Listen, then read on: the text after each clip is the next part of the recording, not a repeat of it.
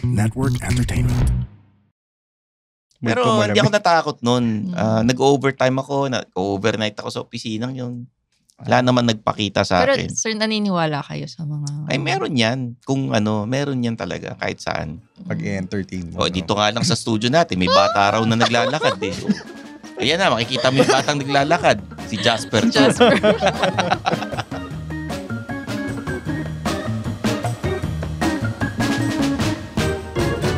Mga Immortal, welcome to the Underpaid Podcast. I'm your host, Stanley Chi. Ito ang podcast na pro-employee para sa mga Immortal wherein we talk about work-related topics in a light manner na parang nagkukwentuhan lang tayo. Part 2 ito ng Halloween episode natin kasama ang mga host ng Book of Bad Ideas, Steven Nix Magay. Yeah. Hello, sir. Yun. Pag-uusapan natin yung mga office horror stories or office ghost stories. Pero bago lahat, like and subscribe to the Underpaid Podcast. Leave a comment, rate the podcast, and answer our poll question. Follow us in our socials. Kompleto ang Underpaid niyan. Meron tayong video podcast sa Spotify at sa YouTube channel ng The Pod Network Entertainment. Also, please subscribe to Suplado Motors.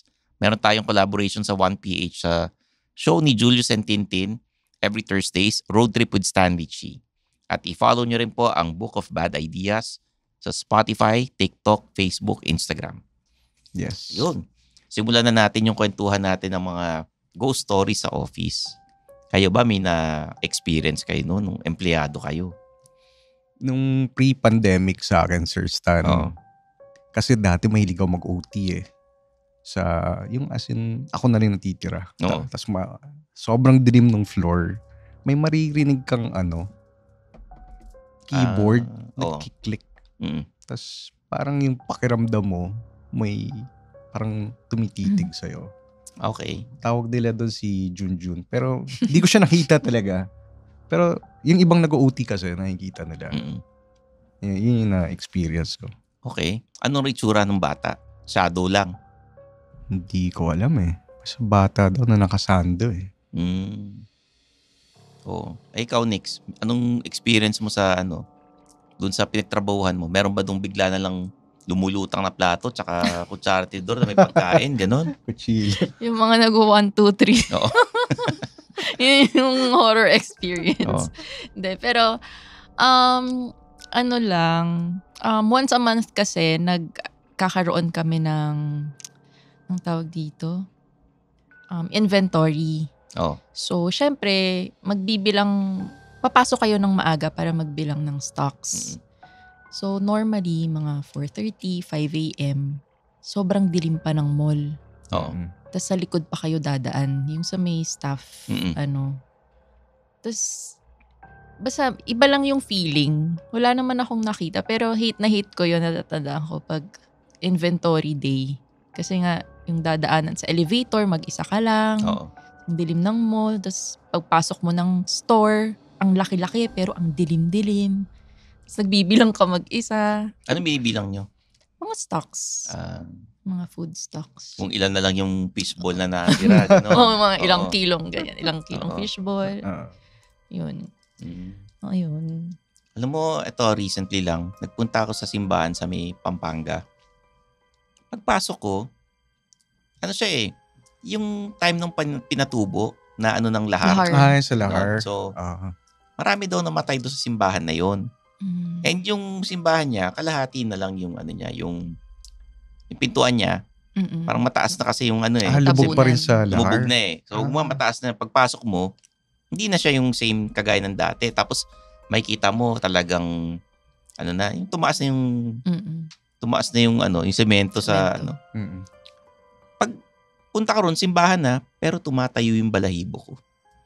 Talaga. Tumatayo balahibo ko. Tapos kinikilabutan ako. Iba yung pakiramdam. Pero open pa yung church na yun? Oo, open pa rin yung church hanggang ngayon. Hindi ko napapangalanan. Pero, wala naman naka-sementong kamay na nakagalan. Pero tapos meron akong dinaanan. Medyo creepy. Binidyohan ko to eh. Creepy yung yung vibes niya.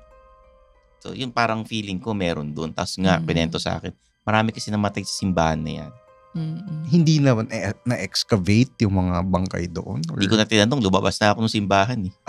Oo, kasi parang kinilabutan ako. May finiture kasi ako sa Pampanga. na isang tire shop. Tapos, yun, kailangan papakita dun sa intro, may namamasyal kami, ganyan. Doon ako pinasyal kasi yun yung malapit. Doon sa simbahan na yun. Kakatakot. Sa simbahan yun. Tapos, dati, nagtatrabaho sa advertising agency. Yung opisina namin, katapat ng sementeryo sa Makati. Tapos, may katapat din na simbahan. Opposite. St. James, tapat sa May Reposo. Yun. N. Garcia Street. Yun, sa May Reposo. Sa May Jupiter. Tapos, may multo dun sa office. Bata rin daw. Tsaka, babae. Tumatakbo yung Sir Stan? Or... Yung bata ang tumatakbo. Tapos yung, may nakikita silang shadow. Yun. Never ko nakita. Nag-overtime ako palagi. Pero, naranasan ko isang beses. Nag-OT ako. Biglang bumukas yung aircon. Yun yung... Di ba yung aircon na old school?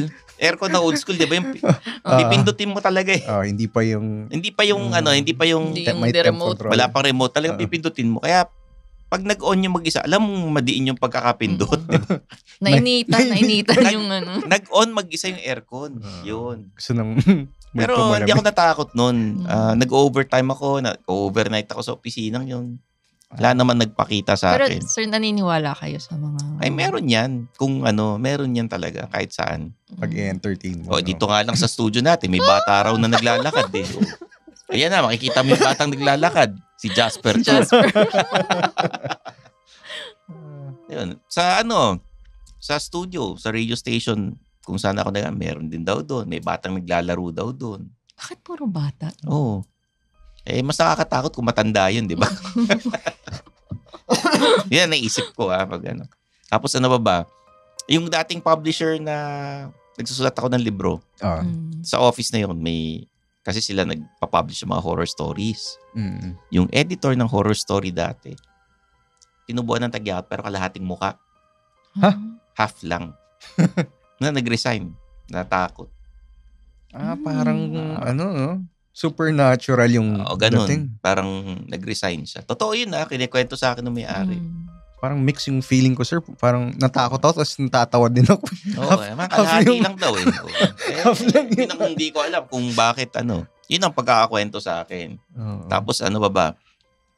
Yung usually yung yung mga yung pag sa office usually bata. Oo nga. Last year, nag-guest sa amin si Kilabot. Sa opisina naman ng dyaryo. Meron siya nakitang pugot na raw. Wow. Ganun. Yun. Pari ba yan o madre? Yun ang And then sa mga dorm sa dorm sa UST. Ito. Taga-UST to eh. Yun. Yung kaibigan natin si Jasper may kwento. Pakwento natin sa kanya.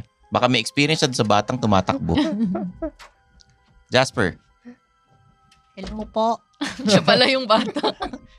lang. Dito sa office kasi namin, may isang time na naiwan ako dito. So si Kuya Jeff kasi, may morning recording kasi. So mga 7 a.m. to 9.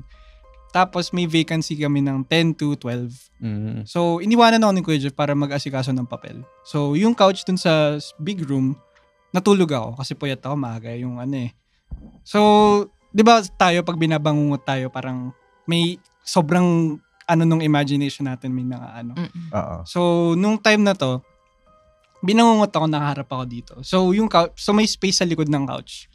Mayroon akong naririnig na parang siya, maliliit na paa na naglalaro. Tapos, yun, binabangungot na ako nun. So, tinulog ko na lang. Which is, hindi mo dapat gagawin yung pag binangungot ka. Kasi dapat di ka matutulog, di ka babalik matulog kasi delikado yun.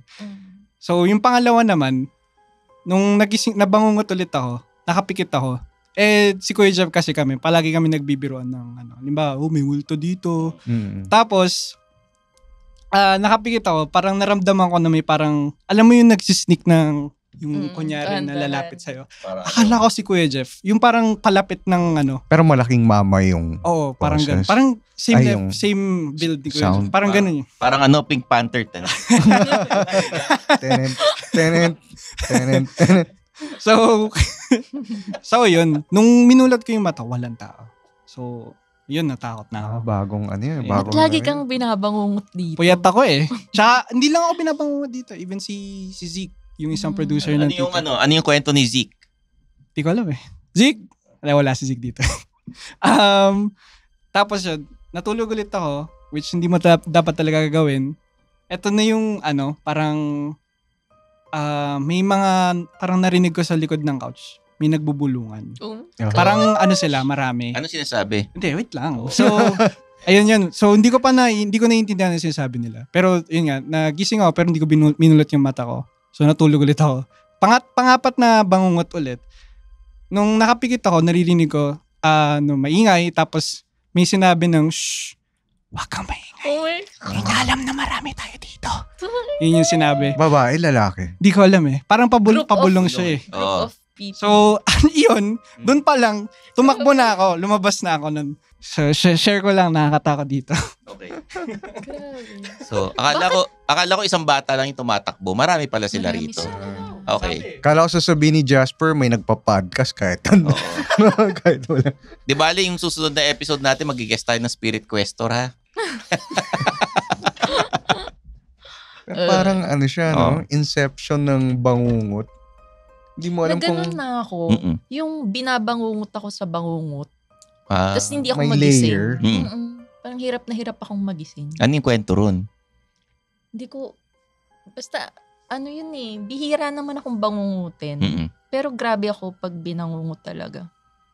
Yun nga, Mm. hindi ko na maalala kung bakit ako binabangungot. Basta yun lang yung naalala ko na hindi ako magising-gising. Alam mo, kayo, may mga kwento kayong nakakatakot. Share ako ng nakakatakot na nangyari sa opisina. Nalaman namin, delayed yung sweldo na. talaga nakakatakot. Di ba nakakatakot yun? Nakakatakot talaga yun. Nakakatakot yun, di ba? Oo. Yung nalaman naming 13-month namin, kalahati lang ibibigay. Tapos isang kalahati sa February na. Installment. Di ba? Medyo nakakatakot yun. Bangungot talaga yun. Oo. Tapos sinisingil ka na ng landlord, mga ganun, di ba? Nakakatakot yun eh. Ano pa yung nakakatakot? Aswangan ba? Aswangan sa office? Hindi. Hindi dinatnan yung jowa mo. Oh, no. Nakatakot yun. Oo. Oo. Tumatayo balahibo ko pag parang pinapawisan ako ng malamig pag ganyan. Oo. Yan yung mga nakakatakot, di ba? Ano ba? Puro artista mananalo sa eleksyon, nakakatakot din yun. Nako. Oh, yan. Pero ang daming mga ghost stories, daming horror stories. Pero sana, huwag kayong matakot sa patay.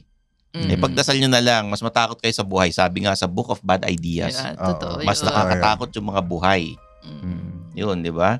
And nakakatuwa kasi meron kayong ginawang ganitong podcast na tinangkilik ng mga listeners ng TPN tsaka ng mga listeners sa Spotify. Anong feeling? Lagi kayo nasa top 10. Kumbaga kayo untouchable. Ay, hindi naman, sir. naman. Although, yan, parang ngayon, celebrity yung kasama namin or sa ibang gig. Parang, lang kami, sir, normal person. Hindi naman ako celebrity talaga. Parang ordinaryong Artista tao lang. lang ako. Ganun. Artistahin Oo. lang. Oo. Ordinaryong tao lang ako. Mas pogi lang ako talaga sa personal. Oh, yes. Oo naman. Tama. Medyo sa Totoo yun. picture. Oo, di ba? Oo. Talaga. Hindi kasi talagang yung itsura ko dyan, mukhang underpaid, di ba? Kailangan ganun eh. You have to fit the part, di ba? Mukhang underpaid talaga. Mga galit na galit ka dito sa trabaho, sir. Parang yan. Pauwi ka na, binigyan ka ng job order ng boss mo. Pauwi ka na noon, tapos weekend. Yeah. Ganun magiging itsura mo. Kailangan kahapon. Yun. O kaya umabsent yung kaopisina mo, sa'yo napunta yung sabi. Babackup ka. Oo, ganun, tutulungan mo. So yun. Medyo nakakatuwa itong ganitong collaboration. Sana you have more collaborations, hindi lang sa Underpaid, pati na rin sa ibang podcast dito sa The Pod Network Entertainment. Sana syempre. Kasi bihira kayo mag-record dito kasi nga, feeling ko dahil nakakatakot nga dito, di ba? Second time pa lang, no? Oo. Time. Dahil sa kunuwento ni Jasper, baka hindi na. Bahay na lang tayo. Baka Zoom na lang talaga yung gagawin yung recording. Pero yung salamat nag-guest kayo sa Underpaid. Thank Please you din, promote sir. your podcast, The Book of Bad Ideas. Thank you din, Sir Stan. Please follow us on TikTok, FB, and Spotify. Book of Bad Ideas. New episodes every Friday. Yes. If you like horror stories na may twist, yun, follow nyo kami. Paanong twist ng horror story namin? We try to, although medyo generic yung horror genre natin kasi, Sir Stan, no? Pero we try to put something different para at least maiba naman. Anong mas gusto nyong horror movies? Thai? Sa Korea? Sa Philippines? O sa ang bansa? Ako, Japanese. Japanese. Oo, magaling talaga yung mga Hapon. Kasi there are different types of horror genre sa Meron iba yung gulatan, parang yung jump scare. Yung The Conjuring, diba? Insidious. Insidious, meron din ganun, gulatan diba? Meron naman parang Exorcist na talaga makikita mo yung multo, ganyan na Ano yung type ng ng horror genre ninyo? Sa amin, more on sa story, sir. Di kami... Halo kasi siya ng parang true crime with na horror. So, hindi siya parang, dito kasi sa atin, pag sinabing horror, mga aswang, multo, mga ganon. Mga manananggal, ganon. Oo. So, tinatry namin siyang incorporate sa yung mga kakaibang stories. We still use those elements pa rin, pero on a modern setting, parang yung isa naming story, yung Siri, parang may go sa phone. Parang Black Mirror to diba? Diba? Yun naman talaga yung na-aspire namin, Sir Stan. Parang Twilight Zone ng Pinas. Yung ang aswang kong boss, parang mas maganda ang boss kong nang aaswang. Pwede. Pwede next, sir? Sulat next na. collab. Aswang, diba? Oo, inaaswang niya yung asawa mo, ganun. Pwede yun. Maganda. Inaaswang niya yung shota nung sa opisina. Next natin yan, sir. Diba? Next collab. Dapat may mga aswang ba na LGBT dun sa kwento ninyo? Wala pa, no? O, diba? Wala ka nakitang aswang na ganun eh. Oo, pero, good idea. Gumawa kami, sir, LGBT na serial killer. Hindi, madali lang yung serial killer. Kunyari, dahil sa pag-ibig LGBT, nagpapatayan dahil sa Diba? I mean, yung serial killer na yun, galit siya sa LGBT. Yun lang tinatarget niya. Parang yung sa yung sa Deuce Bigalow, di ba? May pinapatay ka mga gigolo na di ba? Tapos ito naman, galit sa LGBT, parang ganon. No? Tapos yung ginawa namin twist, yung serial killer, may kapatid siyang LGBT. Parang hindi siya na sa laws. Parang mas na-promote yung SOGI bill dahil sa mga ginagawa niyang killings. Parang in a way, siya yung hero ng LGBT community. Tinutulungan niya yung kapatid niya. Parang pinaspike niya lang yung crimes para maano yung SOGI bill. Ganun. Okay. Yun. Dapat meron kayong mga multo na disabled. PWD, ganyan. Aswang na naka-wheelchair. Hindi mga aswang na may depression, ganun. Depression aswang kasi hindi siya yung pupunta sa other side, di ba? May unfinished business. Pwede. Ganun. Yun. Pero nakakatuwa. Book of Bad Ideas, mga Immortal, supportahan nyo po sa Spotify and all social media platforms. Thank you, Steve and Nick. Thank you. Sana maulit itong collaboration. Ulitin yan, sir. At ang boss mong aswang yan. Oo. Hindi, ang boss mong nangaaswang. Nangaaswang. Boss mong nangaaswang. Yun. So, sa susunod, magkikita-kita tayo sa book launch ninyo. Wow! Sana, sir. Book of Bad Ideas, Ayun. So Thank you, sir, guys. There you have it, guys. For Steve and Nick's Magay, I'm your host, Stanley Chi. Supportan nyo po, hindi lang ang Underpaid, pati ang Book of Bad Ideas. I'm your host, and this is the Underpaid Podcast. Woo! Thank you.